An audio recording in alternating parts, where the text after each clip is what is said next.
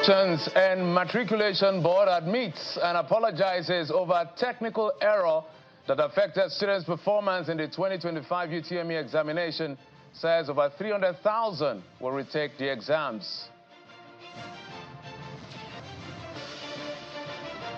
Southeast Caucus of the People's Democratic Party threatened to dump party if his choice of Udo Okoye as National Secretary is not respected by the PDP.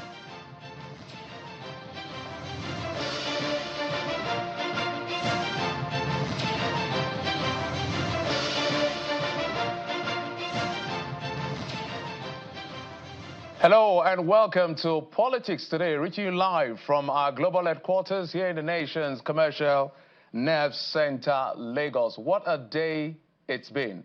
And it's almost an emotional one where we're going to start from.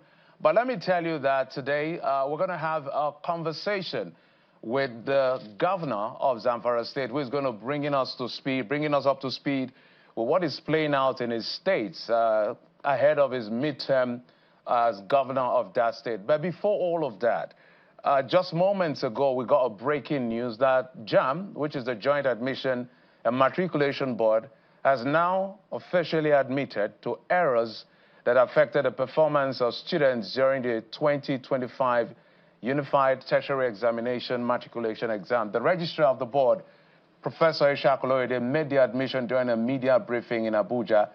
The prof, who for tears while admitting to that development, announced that about 379,997 students in the just concluded UTME exam will retake the exams. Now, this followed widespread complaints of technical glitches, usually low scores and alleged irregularities in the questions and answers during the exercise. Recall that 1.9 million candidates who sat for the UTME, over 1.5 of them reportedly scored below 200 out of the maximum of 400 marks, raising concerns across the education sector. As we speak, one of such students, we understand, took her life. But let's take a listen to the professor.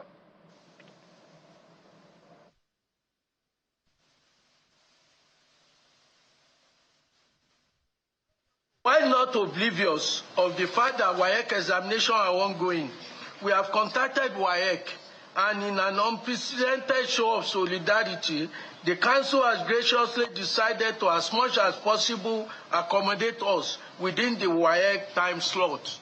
You know, after JAMB, UTME, we start SSCE of WAEC from 1st of May. This is their own period. After that, there will be NECO. After that, there will be NAPTEC. So there is no space between now and July to retake. So we now felt that if we speak to WAEC is just starting the practical this week, and this is the only space available for us to be accommodated between now and July. And we do not want to extend the torture beyond June and July. So we then decided unanimously that we should do what is possible to deploy the examination for the affected center on Friday, Saturday, and Monday for Lagos. But for the East, we will do whatever is possible because of Monday, because of Sunday. We will see what we can do in the Southeast for Friday and Saturday. I understand that there are three powerful expressions which contain one word, two words, or three. They are please, thank you, and I'm sorry. So I appeal to the candidates and those affected by the error of our system to accept the explanation I've given as the truth on this matter. I apologize and take full responsibility, not just in words.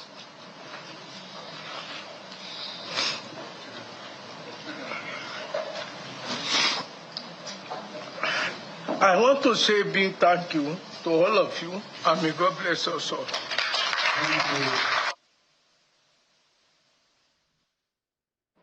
Thank you. You know, as I was listening to the professor, the only thing that crossed my mind, you know, when this alarm was raised, a young girl and her father actually raised this alarm at some point, giving that widespread complaint. And then not too long after that, was it yesterday or so, we heard about a girl in, I think, Ikorodu area of Lagos State, who, because she scored 190, killed herself. I don't know whether she's part of those that were affected by this technical error. So perhaps it's why the professor has broken down in tears. But we're going to keep following up to bring you up to speed as to what the development will look like after now. But away from that, let's also tell you that the Vice President, Kashim Shettima, says budgeting under President Bola Tinubu's administration is not about survival, but rather is about economic transformation that guarantees sustainable growth. He stated this at the 15th Mechanical Engineering Distinguished Lecture in Abuja, where the speakers call on the federal government to prioritize Nigerian engineers in the award of contract for road and other infrastructure projects.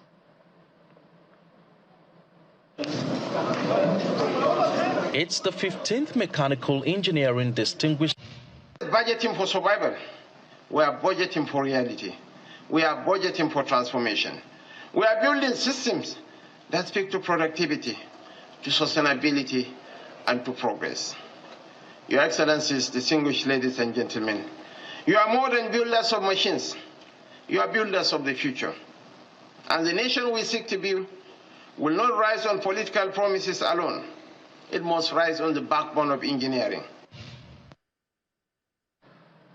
All right, away from that, let's tell you that the Southeast Zonal Executive Committee of the PDP is threatening to review its relationship with the party if its recommendation of Sunday Okoye as the National Secretary is not honored. They gave the warning at the end of a Southeast Zonal meeting of the PDP held at the government house in Enugu State. Let's take a listen to their communique. The ZEC unanimously recommend Honorable Sunday Ude Okoye as a candidate to complete the term of office of the National Secretary. 2, we also urge the NWC to uphold its decision at its 600 meeting on April 29, 2025 by ensuring that the Deputy National Secretary of PDP functions as the National Secretary pending the notification of the nominee for the office of the National Secretary by the National Executive Committee of our great party, in line with the recommendations of the PDP Governors Forum and adopted by the NWC. It is on the strength of the above, therefore, that we hope that this time around, the position of the Southeast PDP regarding the office of the National Secretary is accorded the honor and immediately it deserves. This will bring to a closure the needless lingering disputes over this matter. However, in the event that our position is not promptly implemented by the party, the Southeast PDP as a family will be compelled to reconsider our relationship with PDP going forward. The challenges of the PDP seems unending. As I speak to you, there's the Okoye element, and there's the Samayan, and then there's another person as well. So what happens is that the PDP of all of these groupings send their correspondence to INEC. INEC actually receives all of them, so, or most of them, if you will. So most of the time, what is put out online is letters received by INEC. And everybody whose letter is received by INEC starts jubilating that they are the ones that are recognized by INEC. But INEC hasn't come out in any specific position. So difficult days ahead. I'm happy. I'm also going to be talking to a PDP governor, Governor Dauda Lawal of Zamfara State. But we'll bring you your political roundup stories first.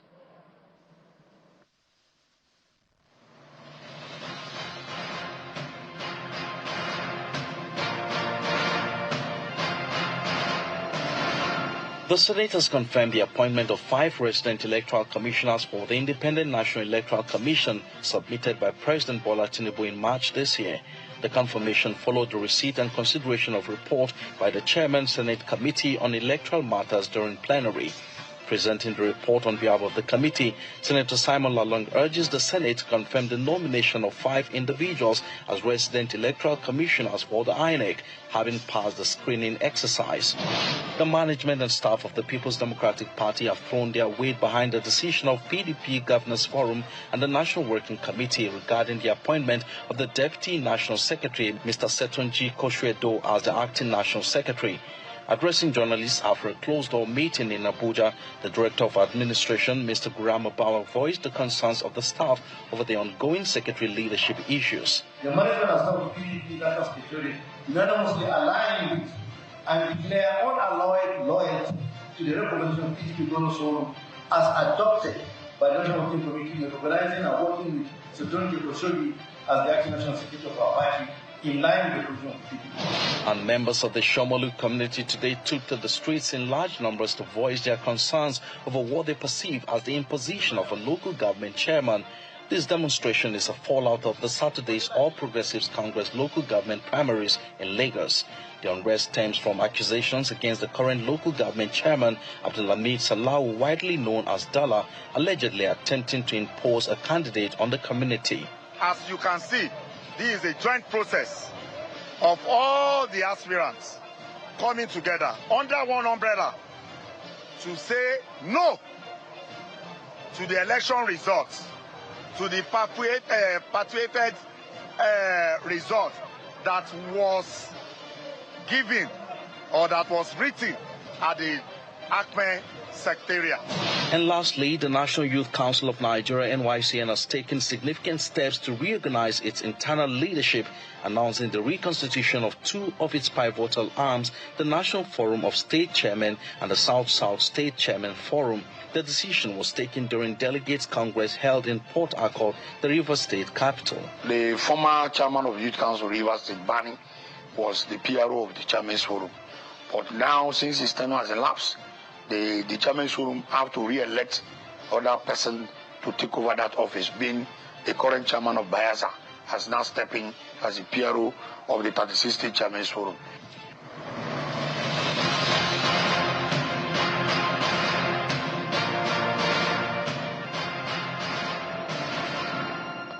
All right, welcome back. Let's get straight to the conversation. Let's bring in our guest, the governor of Zamfara State, Governor Dauda Lawal. Your Excellency, thank you for coming on the program. Thank you very much, Jeff. How are you?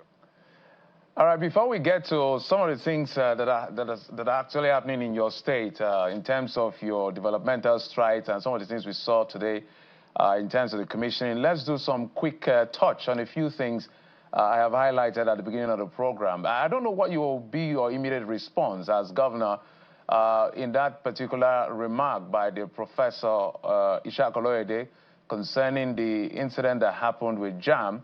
So as we speak, we understand that the girl killed herself because she scored 190 somewhere in Ikorodu. And then we now see this admission of error by the admission board in that sense. And they are trying to do what they can to make people receipt. Whether she's part of those that the error affected, we do not know yet. I just needed your take on this because it's quite an emotional story. Well, Jeff, actually, I mean, the situation really is unfortunate, but certain things do happen, and I believe the whole thing was not intentional. So, and in this kind of situation, when somebody admitted as the leader that there was an error, I think that leader should be considered, and that leader should be forgiven. The most important thing is the fact that they agreed there was an error somewhere, somehow, and they have confessed to that, and they're also ready to give a second chance. So I think, you know, he has earned up, and so let's just forge forward and be able to resolve the issue. It was unfortunate what happened to the young lady, but the lesson here is to try and guide against future occurrence of this kind of situation going forward.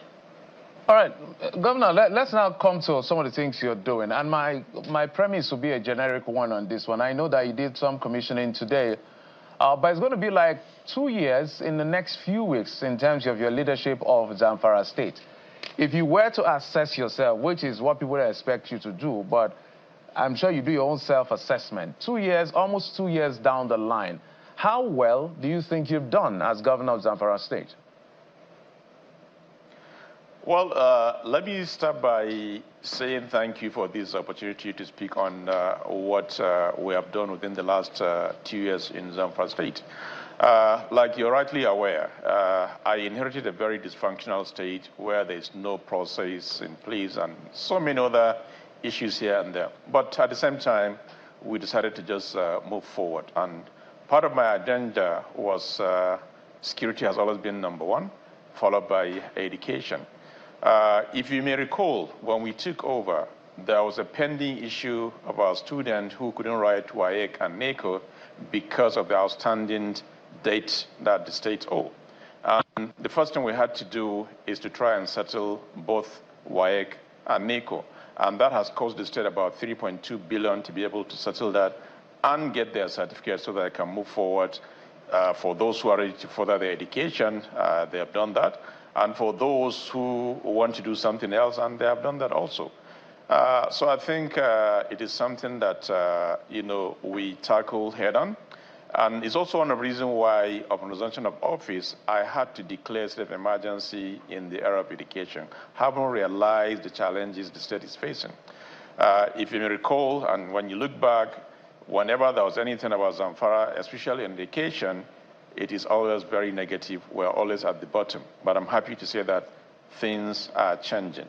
And part of what we did after settling both WAEC and NECO was to look at what else do we do. Look at even the structures, the schools. And I went around all the 40 local governments in Zamfara State, and what I saw was unbelievable. So I had to make conscious effort to make sure, first of all, we even look at the condition of those buildings. And I'm happy to say that we have done over 450 primary school as well as secondary school and some few tertiary institutions in Zamfara State. And if you go around, you know exactly what we're talking about in terms of refurbishing, in terms of reconstruction, as well as furnishing those institutions. So that is a significant milestone as far as this administration is concerned. And not only that, by the time we did all the structures, we also had to look at, okay, what do we do in terms of manpower? Because that is also another area that we're facing serious challenges. And part of what we did right now is to allow the Commissioner of Education to employ 500 teachers that will be able to man the schools in different subjects. For example, in the area of mathematics, in the area of sciences, in the area of ICT, and so on and so forth. All this we're doing to complement the challenges we face in the area of education. Today, your crew were there, one of the schools that we did in Gusau here, where it was a total renovation and reconstruction of the school that was launched today. And we are also going to do that across all the 40 local governments within this month, so as to showcase what we have and what we are doing in the area of education.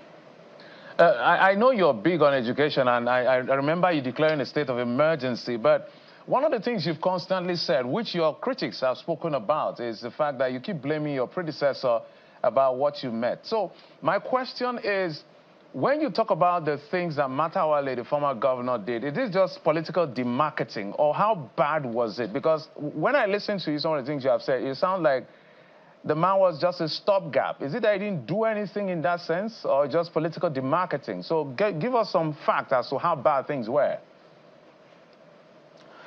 Well, I mean, things were really, really bad when we took over. It is interesting to tell you that for 2 good years, our students did not write WAEC and NECO as a result of the debt that the state owed. And the first thing we had to do was to make conscious effort to make sure we settle those dates so that our students will have the opportunity to write both NECO as well as WAEC. And they did. And all the pending certificates in the past, we've collected that and handed over to students. And not only that, even in terms of scholarship, remember all the crises in Sudan, in India, Cyprus, and even within the country where students were sent to school and scholarship was not paid. So we had to also settle all those dates in India, in Sudan, and we are still battling Cyprus to make sure that students are comfortable and do what they're supposed to do in terms of their studies. So, I mean, these are conscious efforts the state is making to change the narrative from the negative one into a positive one. And I'm happy to say that it is working, because if you look at even the last WAEC and NACO, our students did very, very well in that aspect. The same thing in JAMB. We have done very well. So I think that is a kind of significant progress as far as education is concerned in Zamfara State. We used to be competing, either today we're last and then tomorrow we're second to the last, but the narrative is changing right now, not the way they used to be. And I believe by the time we continue to do that, the whole scenario will change and Zamfara will be back in the limelight as far as education is concerned. Let's talk about the finances and the fiscal performance in that sense, the much we can touch as far as this is concerned. I know you said you met only 4 million naira in your treasury, in Zamfara State Treasury, and that's quite difficult to believe. 4 million, not 4 billion. 4 million naira. So I would like you to reconfirm that. And what was the state of the IGR and what is it right now? When I took over, what I made in the treasury of Zamfara State was 4 million naira. 1, 2, 3, 4. 4 million. That's what I got. And the facts are there. I can show you the documents where these 4 millions were kept. But then, having realized that, okay, this is leadership, what do? We had to forge forward. Now, coming back to IGR, when I took over, the IGR in Zamfara State was only 90 million naira, 90. And guess what? That 90 million, 90% of that 90 million was payee. But the story has changed now. I can comfortably tell you that we are now making over 2 billion naira month on month. Governor, I know that the former Governor Matawale, we're going to come to him at some point on the conversation, the political angle of it, but he has refuted that claim. I think he was talking about some 14 billion or so in interest or bond. I've forgotten the detail. But let's talk about this IGR you're talking about. I don't know what record there is, Governor, because I'm looking at budget, our good friends at budget. They do this thing called fiscal responsibility performance of all states. And when I look through the dashboard for Zamfara State, in 2022, because I'm trying to look at your claim of 90 million as IGR that you met. In 2022, when Matawale was governor of the state, 2022, it averaged 6.5 billion naira. Now, that's on the average, if you divide that mathematically, that's about 500 million naira. So I don't know where you came up with your 90 million. And I know you had grown the IGR. That's the facts are available here.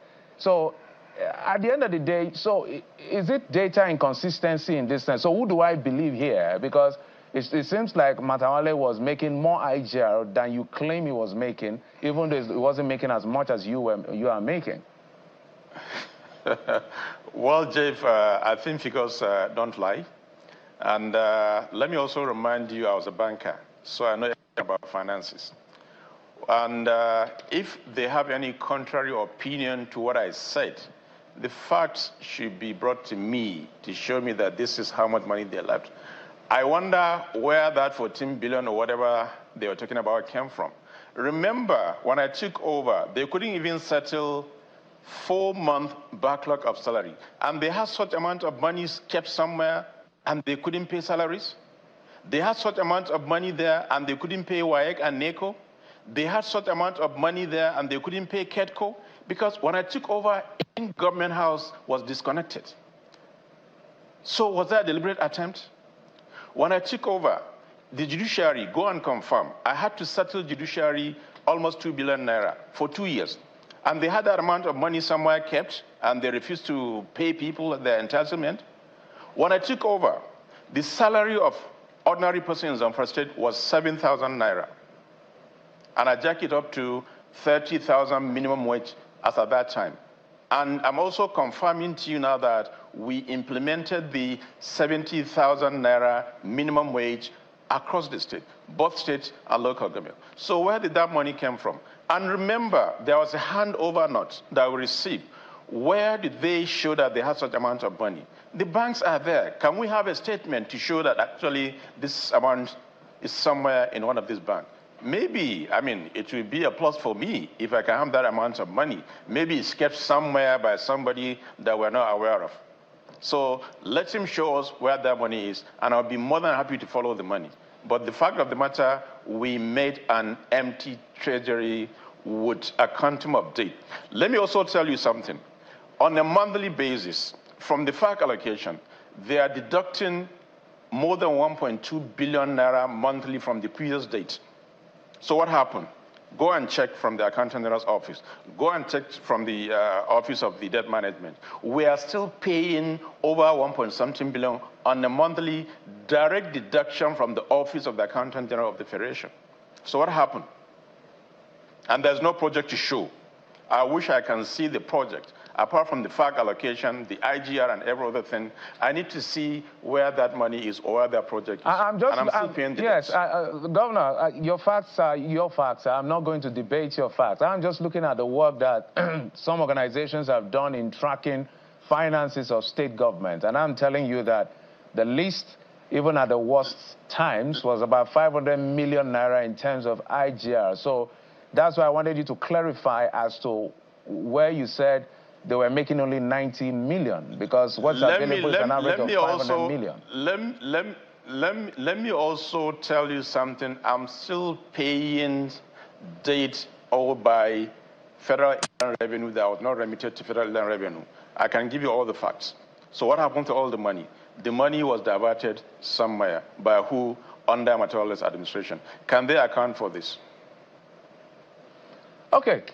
So let's move further. And I'm going to come to the politics in just a moment. I know your financial exposure is about, maybe, correct me if I'm wrong, your budget is about 500 billion for 2025. Absolutely. That's $500 billion. Yeah. And I know that looking at the fiscal performance dashboard, in terms of, I'm wondering where you get the money to do the things you want to do. Because if your FAC averages around, say, less than 100 billion, maybe now that revenue is higher, maybe about 100 billion in that sense, and you generate IGR, say about 2 billion a month, that should be an average of maybe 24, 25 billion.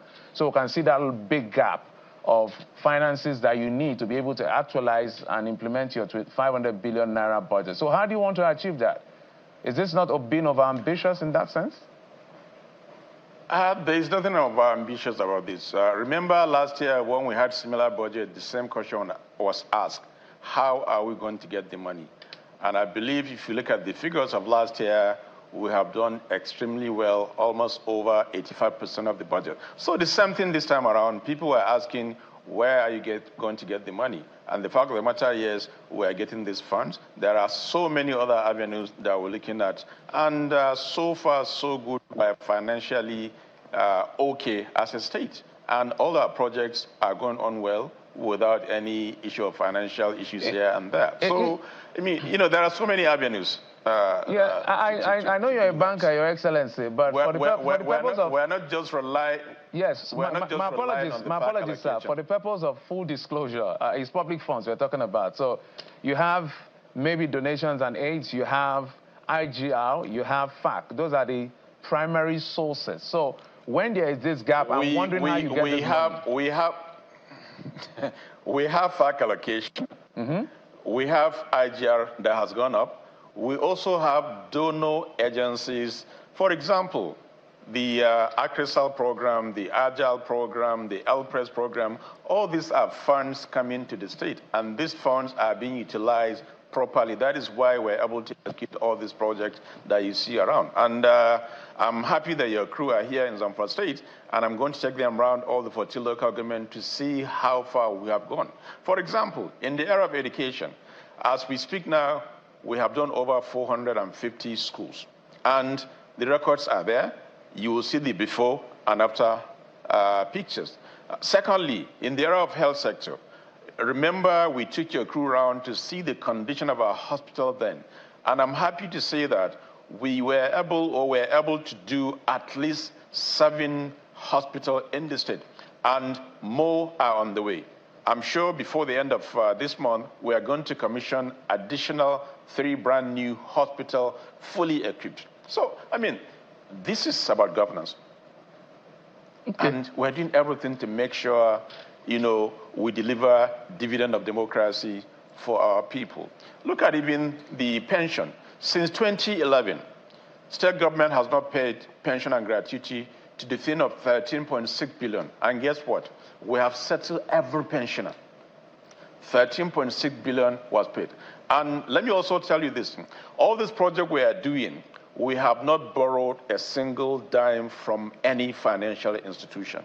It's based on the resources we have as well as our IGR that is growing month-on-month basis. All right, Governor. So let's talk about some things that a lot of governors fall into, because there are layers of things I want to discuss with you today on the program now that we have the time. And that has to do with the fall into what I consider city-centric development. So you go to a place like Zamfara and you see that Gusau is maybe the hub of development. What happens to the rural areas in that sense? Because rural people, and you have just few local government, even though the landmass is quite there, rural people are also in need to feel the impact of governance in that sense. How far-reaching are your development beyond Gusau? Let me also say this to you. Of course, Gusau is the capital of Zamfara State, and that has suffered deficit in terms of infrastructure. Prior to now, you cannot move 200 meters on a very good road in Zamfara State. Whenever it rains, the whole place is flooded everywhere. But come and see what Gusau is looking right now. That is number one.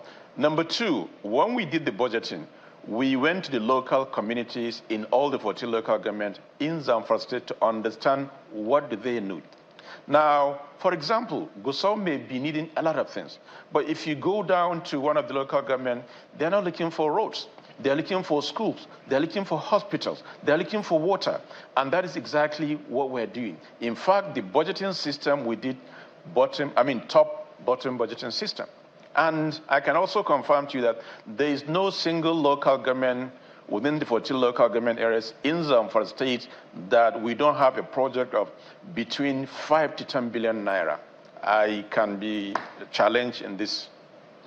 All right, Governor, we're going to take a quick break. When we come back, we will talk about security. We will talk about solid minerals. We will talk about party politics and expand the conversation even further. But just stay with us. We'll be right back in just a moment.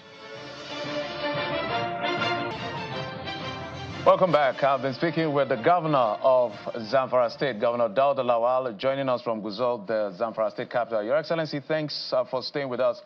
Let's move on to the conversation around insecurity.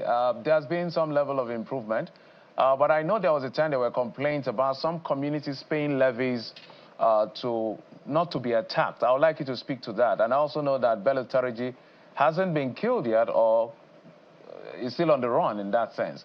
But we've seen some improvement. I want to find out exactly how this panned out and whether indeed there are some places that needs a bit of attention in Zamfara State. Well, thank you very much, Jeff.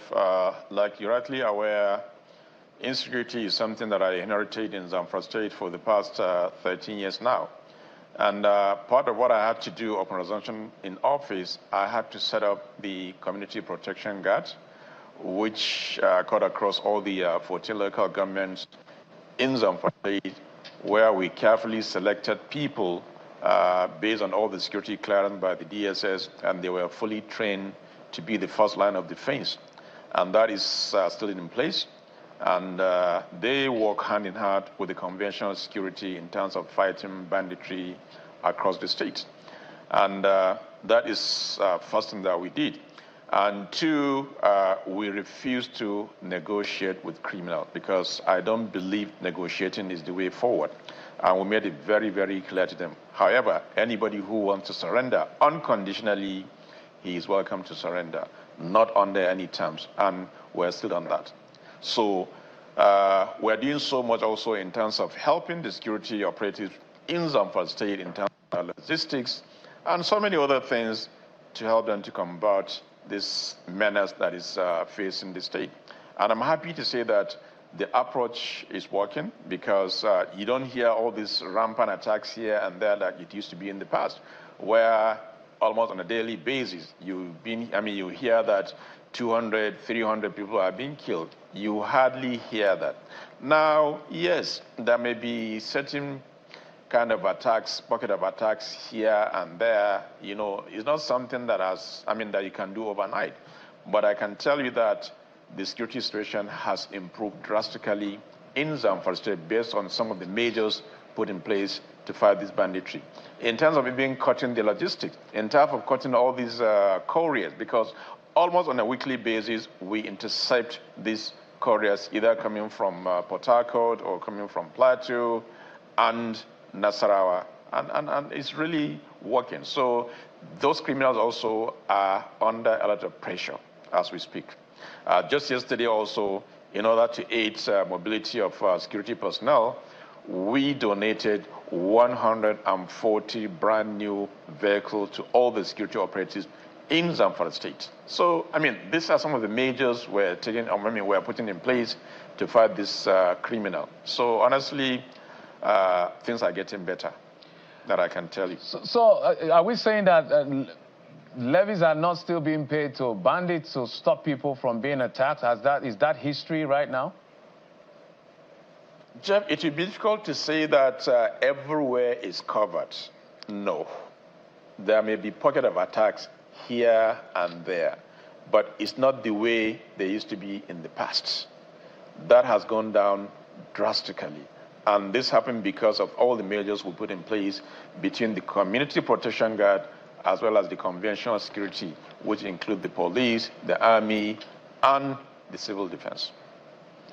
Okay, so one more thing about this community guard you set up, which for me, a lot of people see all of these community guards and these measures as a precursor to the state police. That I know that the governors met in Kaduna the other day to advance that course again, to call for government to expedite action and implement the issue of state police, which we'll talk about. But talk to us about complaints that some of these community guards members may be going beyond their brief, some even getting involved in extrajudicial killing. Has there been anybody that's been called to book? Do you have any knowledge of it and what was done about it? Because as much as you want security for the people, let them now not be the essence of insecurity at the end of the day, because people can get provoked. Jeff, there will always be challenges here and there. We don't have a perfect system. And that is the truth of the matter, because even within the conventional security, there are always complaints here and there. But the most important thing about this community protection guard is they live within the community. They understand the the terrain better than the conventional security. So it makes things easy for them, in terms of all these pocket of attacks here and there. And like I said, the system is really working. However, there may be challenges here and there. And what we're doing right now is anybody that is found wanting will be brought to book. There's no two about it. We're not going to cover anybody, because we must have a system that is seamless. And we're not here to, bulldoze anybody or try to do something that is outside their mandate. So honestly, we're making conscious effort to check their activities, and if anybody is found wanting, we deal with that matter. We have cases like that. We have some that were dismissed, and we have cases also that are still in court, and some are still in prison until their cases are determined. So, like I said, we don't have a perfect system, but the most important thing is the advantages are much more than the disadvantages until we get it right, and we'll continue to work until at least we get to certain level of comfort. All right, Governor, let's expand the conversation beyond Zamfara to the region, because it looks like there's a situation of roving crisis. So when they are chased out of the west, they go to the east, or they head out to the central. It looks like they keep moving in that sense. So there has to be a conversation around that by the regional bloc in terms of your colleague governor. So I want to find out exactly what the region is doing, because it looks like probably some of the epicenters of these vices are in the north. When you talk about insecurity, when you talk about poverty, out-of-school children, the bigger number is always domiciled in the north. So what are the governors in the north doing, which you are part of them, and some of the successes you have recorded that you can replicate in part of the state, so that we begin to change that data in the future?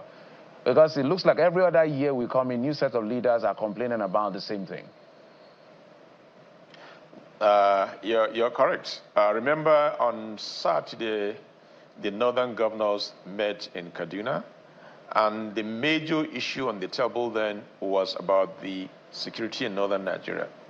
And we had an executive session where all the governors discussed and also tried to bring, or rather bring a framework that would be applicable to all the northern states. Because if Zamfara is doing something and Katsina is my neighbor is not doing the same thing, or Sokoto that is my neighbor is not doing something, it's not going to work and it's not going to solve the problem. And we realize that has been also a major, major issue. So it is something that we're considering. We're going to have legislation around this, and we're also going to come together to look at it from the holistic point of view. What do we do so that whatever Zamfara is doing, at least Sokoto, Kebbi, Niger, Katsina should replicate the same thing. And if we're able to do that and get it right, I think that will go a long way in solving some of these challenges of security in northern Nigeria. Of course, I mean, the north is really suffering. We have had cases in northeast, north central, and now northwest has become the center of these banditry activities. And of course, it's a combination of so many factors. I mean, the population is there, people are idle, you know. So we're looking at the holistic thing. What do we do to resolve this issue? And that was the purpose of the meeting in Kaduna on Saturday. And process is in place. And I'm sure by the time we meet next in Abuja, I'm sure we'll have something tangible that we can all agree on the way forward in terms of combating criminality in northern Nigeria. Beyond the plan, is there something like a timeline in that sense that you are looking at? Because as I said in my first question, there's always, we will do something, we're working on something, we're going to plan on it. We've had this conversation for years. This is beyond rhetorics because we're all concerned. Every leader, as far as governors are concerned, we are disturbed with these criminal elements. And I'm sure, based on our discussion in Kaduna, it's not going to be one of those issues that we just brush aside. It is something that's going to be holistic. And yes, there's a timeline because we're going to meet in the next 2 weeks to discuss what will be the next line of action collectively, not individual. Because we realize we are doing individual things. Zamfara is doing something. They can easily move to the next state, which is Sokoto, Kebbi, or Katsina. So whatever it is, it has to be holistic. And that is why we are all together in this. And I'm sure by the time we meet, we'll come out with something tangible that I think will go a long way in solving some of these challenges the northern states are facing as far as insecurity is concerned, level of poverty, education, health sector, and so many other things. Because, I mean, the challenges are just enormous, but they're not unsurmountable. I'm sure it's just a matter of time. With the commitment I've seen from all the governors, I think it's just a matter of time this thing will be over. Okay, we're going to come back to Zamfara in just a moment, but let's talk about national politics. I know that you are against the president declaring a state of emergency, or in that sense, suspending the governor of Rivers State, your colleague, and you're in courts to that effect. But I also know that the former governor of Rivers State has said that the current set of governors are not brave. Let me use a word cautiously. He said when they were governors, the president will not be able to do some of the things he's doing. Do you share that opinion as well? Well, I mean, I share his views, you know, but it is something that we're also looking at as governors, and how do we go about. Because in this kind of situation, yes, there will always be dialogue, and that's the first thing to do. And then if that fails, then you can look at other alternatives. So let's see what will happen in the nearest future, and then we can take the conversation further. Okay, I see how diplomatic you want to be on that one, but let's dig deep into your own political party, the PDP. As I speak to you, Governor, I am in copy of letters written to INEC by all kinds of the groups. Sam Okoye, Sam Ayam, I beg your apologies, Setonji Kushoido, I hope I pronounced that name correctly. Everybody writing to the correspondence of the PDP to INEC is being written by different factions. Of course, INEC is an electoral body. They will receive and they'll stamp on it. So as soon as INEC receive, what I realize is that anyone that INEC receives and stamp, they put out online and say, for INEC to have received this letter, that means we are, in fact, the group that INEC recognizes. What group do you belong to? Is it the Okoye group, the Anyanwu group, or other group? What exactly is going to be the way forward to bring some level of control and sanity within the PDP? Because your brothers are defected. Well, Jeff, you're correct. There's crisis here and there in PDP, but it's not just common to PDP. There's also crisis in other political parties. However, part of what we're doing right now, having realized that there's crisis, we all met together on Sunday, I believe, in Abuja to discuss what would be the way forward. And I think it was a very good meeting because we're very frank to ourselves in terms of some of the challenges the party is facing and what we need to do going forward in order to avert some of these crises. Well, I mean, you asked for my stand or my group. My group is with the Governors Forum because we took a decision, I think, in Delta, and I still go with that decision, which was a collective decision by all the PDP governors. So, you know, I think it's a good thing that this thing is happening right now. And it's for us now to sit down and see what would be the best way to resolve this issue going forward. And I believe in a matter of time, this issue also will be history.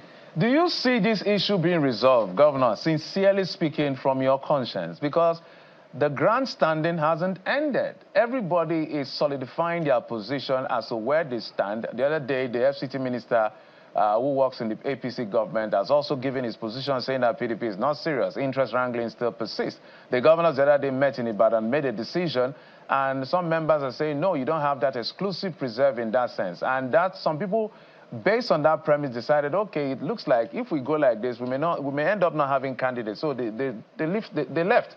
Like Sheriff Oborowere, the governor of Delta State, and Omoino, the governor of Akwa Ibom, where we hear speculation, he's been making nuances, he hasn't solidified it. So we're hearing all kinds of things. So in your view as a leader, do you think this is resolvable, say, between now and the election? Jeff, you know, I'm a very, very optimistic person. And I believe there is no crisis that cannot be resolved. It's just a matter of time. The most important thing is to agree that you have issues. And that was one of the things that led to our meeting in Abuja on Sunday, to discuss PDP. And we were very, very frank to ourselves. And I was happy with the way and the turn the meeting took place. And like I said, it's just a matter of time. This crisis will be resolved within the PDP. So just give us some time. It's normal. I mean, it's politics. There is no party that doesn't have any crisis. PDP is not immune to that. Governor, I will leave you for a moment, but I just wanted to remind you that your crisis has lasted for at least 2 years. I don't know what, this optimism, I hope it works. Your problem has lasted for your party now, since the primary was over into the election till today, till tomorrow. I even used to dare some of your party members that your neck will not hold.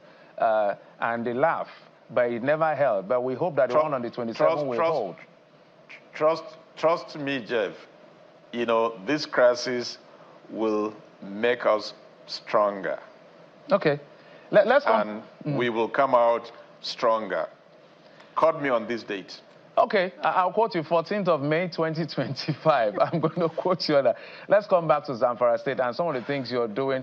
Solid minerals. Your state is blessed with solid minerals, but I don't know how much of that trickles into the coffers or has been developed in that sense to add to the resources or revenue sources of the state. What are you doing about solid minerals?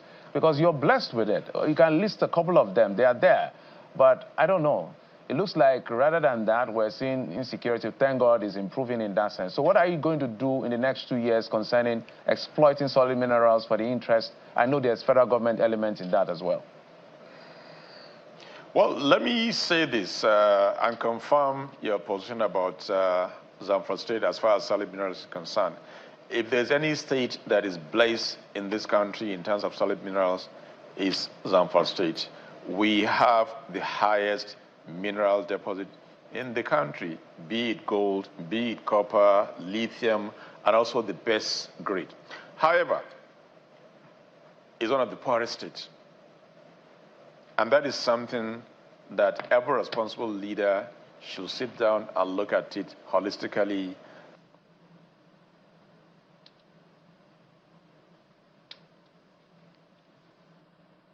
Oh, okay. I don't know, but maybe. Governor, can you hear us? Okay, apparently it looks like... Can you hear me? Okay, we can hear you now. For a moment, momentarily, we couldn't hear you. Please, I'll begin to wind down. Yeah. Okay, what I said is I'm happy now federal government has lifted the ban on solid minerals. And if you follow the trend, just last month, we had a meeting with some private sector that had, has an investment in Zamfara State.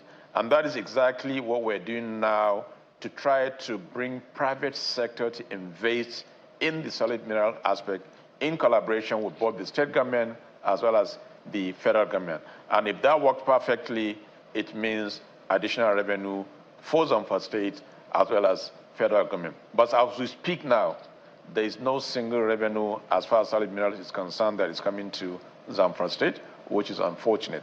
And part of what I'm doing right now under my administration is to really look at this holistically and begin to put all the mechanism in place and bring investors in Zamfara State that will be able to invest in these solid minerals.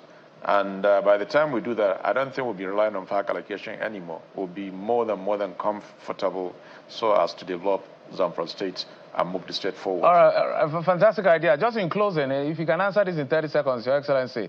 The tax reform bill is about to be assented to by the president. How are you positioning to make the most of it in terms of derivation? Well, I believe we all agree and we sat down, we look at the bill critically and we made some input, and I believe that is what the bill is all about. So we are conscious of the bill and we'll make the best of that bill in terms of the revenue that will be coming to Zamfara States going forward. Governor Dauda Lawal, Governor of Zamfara State, thank you so much for coming on the program. We appreciate you. I wish we had more time, but we don't, because I wanted to find out your relationship with your predecessor, Bello Matawale, because it looks like there may be a resumption of hostilities now that we're preparing for elections. But we'll see how that plays out. We'll bring you back as much as possible. Thank you, sir, for coming on the program. Thank you very much, Jeff. It's my pleasure. Well, that's it on the program. Thank you for your time and your usual company. I'm Jeffrey Uzama. Good night and bye-bye.